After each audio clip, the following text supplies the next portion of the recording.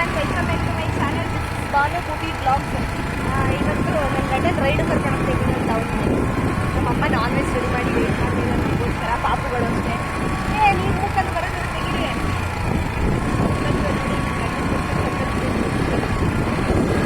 ಪಾಪುಗಳು ಊರಲ್ಲಿದ್ದಾರೆ, so ಕರ್ಕೊಂಬರೋಣ ಅಂತ ಕರ್ಕೊಂಡು ಹೋಗ್ತಾ ಇದ್ದೀನಿ.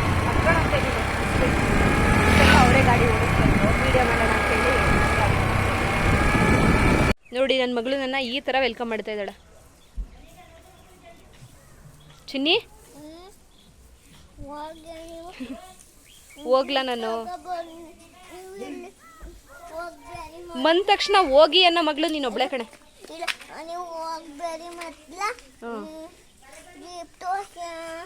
ಆಯ್ತು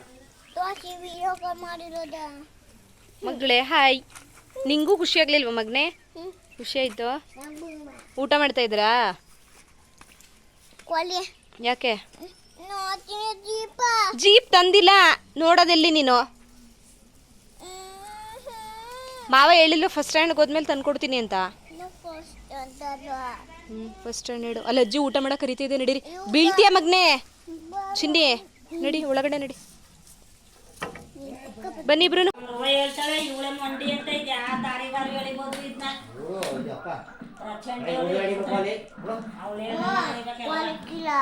ಭಾನು ಭಾನು ಮಾತಾಜಿ ತೋರ್ಸಿರ ಓದ್ಕೊಂಡಿರೋದ ಬೇಡ.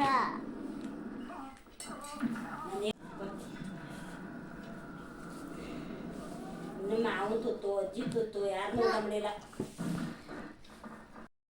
ಹೋಗಕ್ ಮನೆ ಕಂಡು ಬಿಡಿಸ್ಬಿಟ್ಟು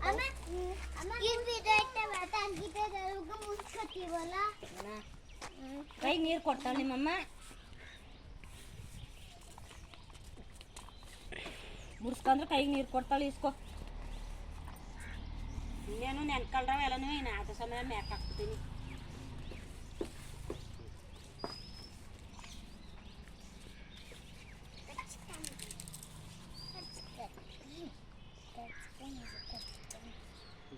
ಜಗಳ ಆಡಬಾರ್ದು, ಓದ್ಕೊಂಡು ಬಣ್ಣ ಹಚ್ಕೊಳ್ಳಿ. ನಮ್ಮೂರ ಮಗ ಬರಬೇಡಿ ಅಷ್ಟೇ. ನೀವೇ ಫೋನ್ ಮಾಡಬೇಕು, ನಮ್ದ್ರಲ್ಲಿ ಕಾಸಿಲ್ಲ. ಚಾಕ್ಲೇಟ್ ಹೊರಗಡೆದು ಹೆಲ್ದಿ ಇರಲ್ಲ, ಮನೇಲೇ ಮಾಡೋಣ. ಓಕೆ.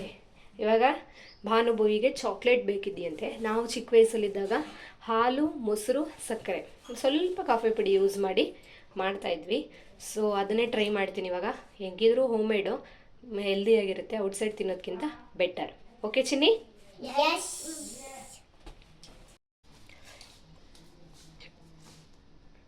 ಹೇಳು ಮತ್ತೆ.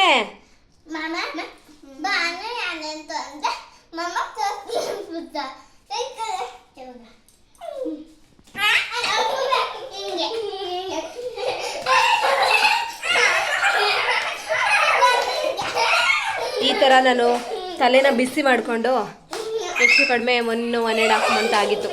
ಟಾರ್ಚರ್ ಮಾಡ್ತವ್ರೆ. ಈಗ ರಜದೆಲ್ಲನೂ ಒಂದೇ ಸಲ ತೆಗಿತಾರೆ ಏನೋ. ಇನ್ನೊಂದು 50 ಡೇಸ್ ಹೋದರೆ ಸ್ಕೂಲ್ ಶುರು ಆಗುತ್ತೆ. ಹೆಂಗೋ ಕಷ್ಟಪಟ್ಟು ಸ್ವಲ್ಪ ದಪ್ಪಾಗಿದೆ. ಇವಾಗ ಮತ್ತೆ ನನ್ನನ್ನು ಸಣ್ಣ ಮಾಡ್ತಾರೆ, ನನಗೆ ಗೊತ್ತು. ಚಿನ್ನಿ ನಿಮಗೆ 1-2 ನಿಮಿಷನೂ ಸುಮ್ಮನೆ ಕೂರಕ್ಕಾಗಲ್ಲ ಅಲ್ವಾ?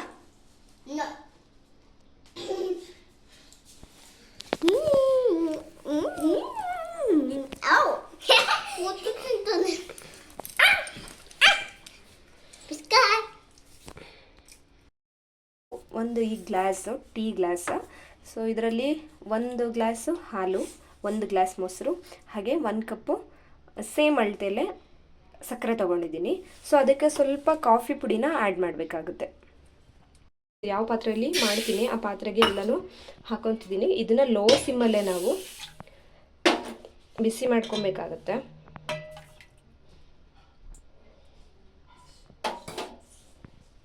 ಇಲ್ಲಿ ಹಾಲು, ಮೊಸರು, ಸಕ್ಕರೆ 3 ಹಾಕ್ಕೊಂಡಿದ್ದೀನಿ. ಸೊ ಇದನ್ನು ಮೀಡಿಯಮ್ ಸಿಮ್ಮಲ್ಲಿ ಅದು ಕುದಿಯೋವರೆಗೂ ವೆಯ್ಟ್ ಮಾಡಬೇಕಾಗತ್ತೆ.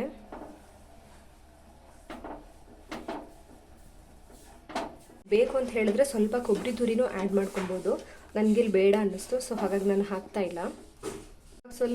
ಸ್ವಲ್ಪ ಕಾಫಿ ಪುಡಿನ ಆ್ಯಡ್ ಮಾಡ್ತಾ ಇದ್ದೀನಿ, ಒಂದು ಚಿಟಿಕೆಯಷ್ಟು. ಸ್ವಲ್ಪ ಏಲಕ್ಕಿ ಪೌಡರ್ ಆ್ಯಡ್ ಮಾಡ್ಕೊತಾ ಇದ್ದೀನಿ. ಸ್ವಲ್ಪ ತುಪ್ಪ ಆ್ಯಡ್ ಮಾಡ್ತಾ ಇದ್ದೀನಿ ಇದೆ. ಸೊ ಇದು ಕುದ್ದು ಕುದ್ದು ಆವಿಯಾಗಿ ಗಟ್ಟಿ ಆಗಬೇಕು. ಸೊ ಅಲ್ಲಿವರೆಗೂ ನಾವು ಇದನ್ನು ಕುದಿಸ್ಕೊಬೇಕಾಗತ್ತೆ. 3 ಕಪ್ ಇದ್ದದ್ದು 1 ಕಪ್ ಆಗಿದೆ. ಅಲ್ಲಿವರೆಗೂ ಇದನ್ನು ನಾವು ಬೇಯಿಸ್ಕೊಬೇಕು. ಇವಾಗ ಇದನ್ನು ಒಂದು ಪ್ಲೇಟಲ್ಲಿ ಹಾಕಿ, ಪ್ಲೇಟಿಗೆ ತುಪ್ಪ ಸವರಿ ಅದಕ್ಕೆ ಹಾಕಿ ಸ್ವಲ್ಪ ಹೊತ್ತು ಆರೋಗಿ ಬಿಟ್ಟರೆ ಅದೇ ಚಾಕ್ಲೇಟ್ ಆಗುತ್ತೆ. ಸೊ ಇದನ್ನು ಫುಲ್ಲು ತಣ್ಣಗಾಗೋಕೆ ಬಿಡಬೇಕು. ಸ್ವಲ್ಪ ಹೊತ್ತು ತಣ್ಣಗಾಗೋಕೆ ಬಿಟ್ಟರೆ ಅದೇ ಚಾಕ್ಲೇಟ್ ರೂಪದಲ್ಲಾಗಿರುತ್ತೆ. ಇಲ್ಲಿ ಭಾನುಭವಿ ಅದು ಫುಲ್ ಗಟ್ಟಿ ಆಗೋವರೆಗೂ ಬಿಡಲಿಲ್ಲ. ಅದು ಸ್ವಲ್ಪ ತಣ್ಣಗಾಗ್ತಿದ್ದ ಹಾಗೆ ಎಲ್ಲನೂ ತಿಂದುಬಿಟ್ರು. ಟೇಸ್ಟ್ ಅಂತೂ ತುಂಬ ಚೆನ್ನಾಗಿತ್ತು. ಆದರೆ ಅದು ಸ್ವಲ್ಪ ಗಟ್ಟಿ ಆಗೋಕೆ ಬಿಡಬೇಕು, ಚಾಕ್ಲೇಟ್ ಆಗೋ ಥರನೇ ಆಗುತ್ತೆ. ನೀವು ಒಂದು ಸಲ ಮನೇಲಿ ಟ್ರೈ ಮಾಡಿ.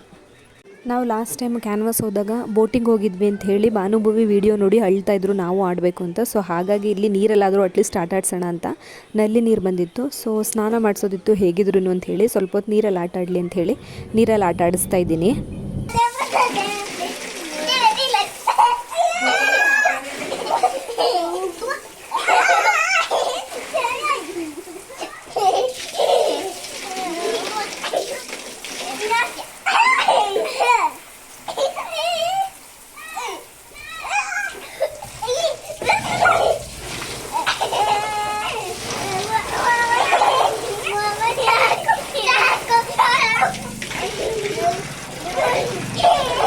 ಟೈಮ್ 10:30 ಆಗಿದೆ. ಬಸವೇಶ್ವರ ದೇವ್ರದ್ದು ಇವತ್ತು ಮೆರವಣಿಗೆ ಇರೋದ್ರಿಂದ ನೈಟ್ ರಂಗೋಲಿ ಎಲ್ಲ ಬಿಟ್ಟಿದ್ದೀನಿ ರೋಡಿಗೆ. ಎಲ್ಲರೂ ಬಿಟ್ಟಿದ್ದಾರೆ, ನಾನು ಬಿಟ್ಟಿದ್ದೀನಿ. ಸೊ ನೋಡೋಣ ಬನ್ನಿ ನನ್ನ ರಂಗೋಲಿ ಹೇಗಿದೆ ಅಂತ. ಲೈಕ್ ಆದರೆ ಚೆನ್ನಾಗಿದೆ ಅಂತ ಹೇಳಿ ಕಮೆಂಟ್ ಮಾಡಿ. ಸೊ ಬಾರ್ಡರಿಗೆ ಈ ಥರ ಹಾಕಿದ್ದೀನಿ. ಆ್ಯಂಡ್ ದೆನ್ ಇದು ನನ್ನ ದೊಡ್ಡ ರಂಗೋಲಿ, ಎಳೆ ರಂಗೋಲಿ ಬಿಡಿಸಿದ್ದೀನಿ. ಹಾಗೆ ಮತ್ತೆ ಪಕ್ಕದಲ್ಲಿ ಇನ್ನೊಂದು ಬಿಡಿಸಿದ್ದೀನಿ, ಇದೊಂದು ಪುಟ ಅನ್ನೋದು ಹೇಗಿದ್ದೀರ. ಇನ್ನು ಪಕ್ಕದಲ್ಲಿ ಅಲ್ಲೆಲ್ಲ ಬಿಡಿಸಿದ್ದಾರೆ. ಸೊ ಇದು ನಾನು ಮನೆ ಹತ್ರ ಬಿಡಿಸ್ಕೊಂಡಿರೋ ರಂಗೋಲಿ, ರೋಡಲ್ಲಿ ಬಿಡಿಸಿದ್ದೀನಿ. ಇದು ಮನೆ ಬಾಕ್ಲಲ್ಲಿ ಬಿಡಿಸಿರೋ ರಂಗೋಲಿ. ಇದು ಪುಟಾಣಿ ರಂಗೋಲಿ. ಓಹೋ ಹೋ ಮುಖ ತೋರಿಸಿ ಎಲ್ರಿಗೂ. ಇವ್ರ ಮಗಳು ಬಿಡಿಸಿರೋದಂತೆ. ಅವರು ಎಸಿತಾರ ಹಂಗೇನೆ ರಂಗೋಲಿನ. ಯಪ್ಪ ಇವ್ರಿಗಂತೂ ನಾನು ಏನು ಮಾಡಿದ್ರು ಚೆನ್ನಾಗಿರಲ್ಲ. ತಿರ್ಗಿ ಕಡೆ ಹೋಗ್ಲಿ, ಎಷ್ಟು ಚೆನ್ನಾಗಿ ಕಷ್ಟಪಟ್ಟು ಬಿಡಿಸಿದ್ದೀನಿ ಗೊತ್ತಾ. ನೀವು ಒಪ್ಕೊಳ್ಳಲ್ಲ ಆದರೆ ನನ್ನ ಮಕ್ಕಳೇ ಒಪ್ಕೊತಾರೆ. ನೀವು ನಿಮ್ಮ ಮಕ್ಕಳು ಪರ ಮಾಡ್ಕೊತೀರಾ, ಅವ್ರು ನನ್ನ ಪರವಾಗಿದ್ದಾರೆ. Don't worry. ನೋಡಿ, ಇದು ಆನ್ಲೈನಲ್ಲಿ ನೋಡಿ ಬಿಡಿಸಿದ್ದು. ಈ ಐಡಿಯಾ ಇತ್ತು, ಆದರೆ ಸ್ವಲ್ಪ ನೋಡಿ ಬಿಡಿಸ್ದೆ. ಬಟ್ ಅಲ್ಲಿ ಬಿಡಿಸಿರೋ ರಂಗೋಲಿ ನಾನು ಓನಾಗಿ ಬಿಡಿಸಿರೋದು. ಇದು ಬಾರ್ಡರ್ ರಂಗೋಲಿ.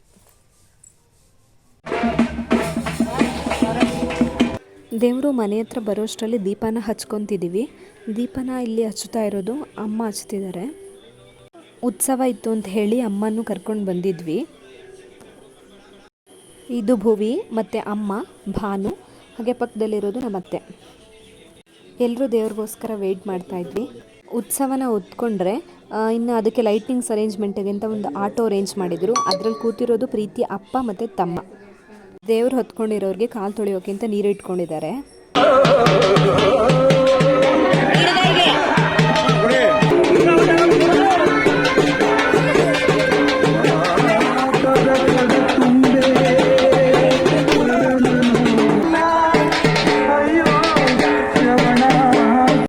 ಇಲ್ಲಿ ಭಾನುಭವಿ ಪೂಜಾರಿ ಅವರ ಕಾಲಿಗೆ ಬಿದ್ದು ಆಶೀರ್ವಾದ ತಗೋತಾ ಇದ್ದಾರೆ.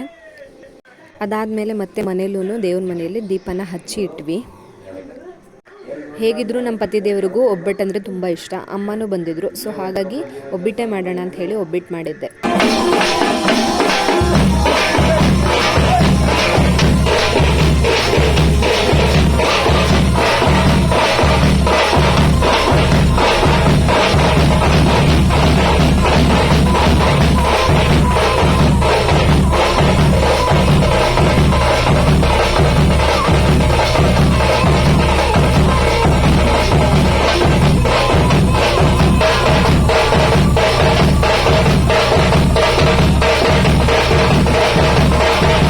ನಮ್ಮನೆ ಆ ರೋಡು ಮತ್ತು ಈ ರೋಡು 2 ರೋಡಿಗೂ ಕನೆಕ್ಟ್ ಆಗೋಷ್ಟು ಉದ್ದ ಇದೆ.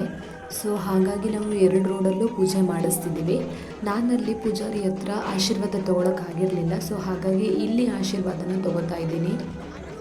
ಇದಾಗಿತ್ತು ಈ ಸಿಂಪಲ್ ವ್ಲಾಗ್. ಭಾನುಬೋಲಿನ ಊರಿಂದ ಕರ್ಕೊಂಡು ಬಂದ್ವಿ, ಹಾಗೆ ದೇವರ ಉತ್ಸವನೂ ನಿರ್ವಿಘ್ನವಾಗಿ ನೆರವೇರಿತು. ಈ ವ್ಲಾಗ್ ಇಷ್ಟ ಆಯಿತು ಅಂತ ಹೇಳಿದ್ರೆ ಲೈಕ್ ಮಾಡಿ, ಶೇರ್ ಮಾಡಿ, ಕಮೆಂಟ್ ಮಾಡಿ, ಸಬ್ಸ್ಕ್ರೈಬ್ ಮಾಡೋದನ್ನು ಮರಿಬೇಡಿ. Thanks for watching.